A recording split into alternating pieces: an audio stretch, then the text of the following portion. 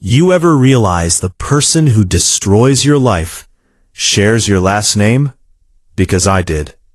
My own brother sold me out for money. Not to strangers, not to criminals, to people who wanted to erase me. And the worst part? He smiled while doing it. For 30 years, I thought blood meant loyalty. Turns out, blood just stains deeper. But when I finally discovered what he'd done, I didn't scream. I didn't fight. I waited. Because some betrayals don't deserve anger. They deserve revenge. And I took the one thing my brother valued more than money. His pride. My name's Ethan Carter. I grew up in a small town outside Chicago with my younger brother Ryan. To everyone else, Ryan was perfect. Funny, charming, confident. The kind of guy who could walk into a room and own it in 5 seconds. Meanwhile, I was the responsible one. I worked hard, paid bills, took care of our mom after Dad died. Ryan? He chased shortcuts, sports betting, crypto schemes, business opportunities. Every year there was another disaster, and every single time, I cleaned it up. You know I'll pay you back. He never did. But he was my brother, and when Mom got sick 3 years ago, things changed.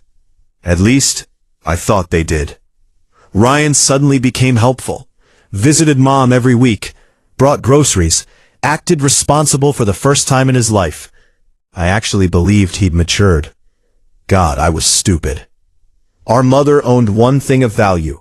The family house. Nothing fancy. Just a quiet 2-story home filled with memories. Mom always said the house would belong to both of us equally someday. And honestly, I didn't even care about the money.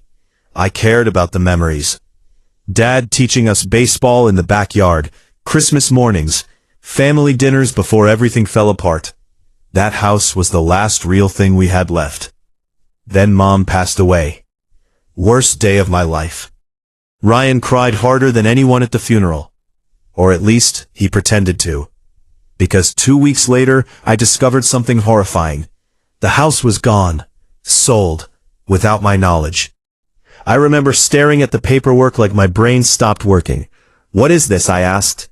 Ryan wouldn't even look me in the eyes. She changed the will before she died. What? She left the house to me. I felt cold all over. That's impossible. But then he handed me documents. Signed. Notarized. Legal. I couldn't breathe. You stole it. No, he snapped. Mom knew you were weak with money. Weak with money? I had paid Mom's medical bills for years. I worked 60-hour weeks while he gambled his life away. Then he said the sentence I'll never forget.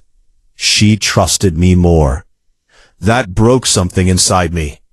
I hired a lawyer immediately. At first, everything looked legitimate. The signatures matched. The paperwork was clean. But something felt wrong. Mom could barely hold a pen during her final weeks. Yet somehow she magically updated an entire will? Then came the real bombshell. One night, Mom's old nurse called me privately. I think you should know something, she whispered.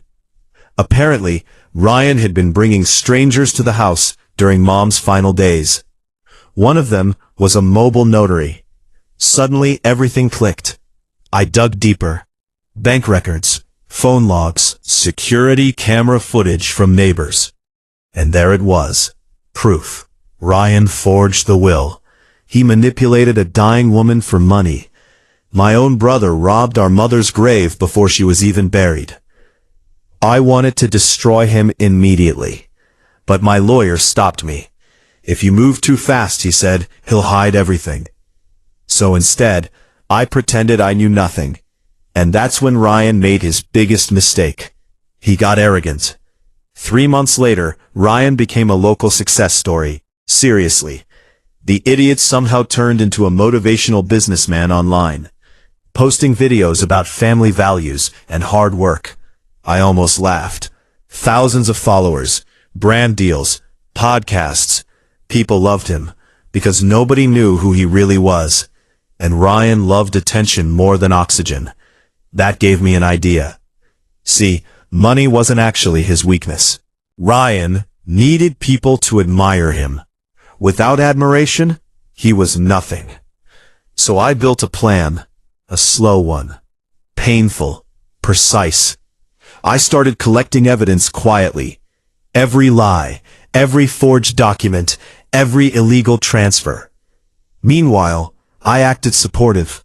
I congratulated him online, attended his business launch party, even hugged him.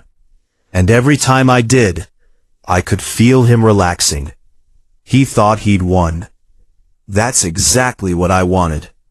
6 months later, Ryan announced he was engaged.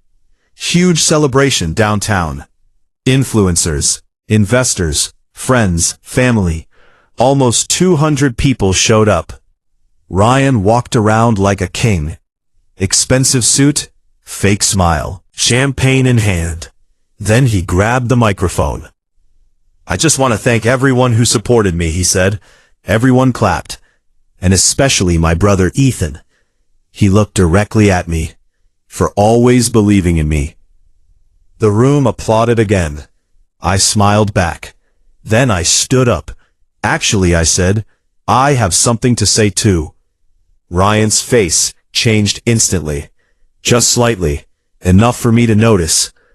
I walked toward the stage, carrying a small black folder. "You know," I said calmly, "family means everything to me." The room went silent. "And I think honesty matters." Ryan forced a laugh. "Ethan, maybe not tonight?" I ignored him. Then I connected my laptop to the projector behind him. First image, the forged signature. Second image, security footage of the notary entering Mom's house.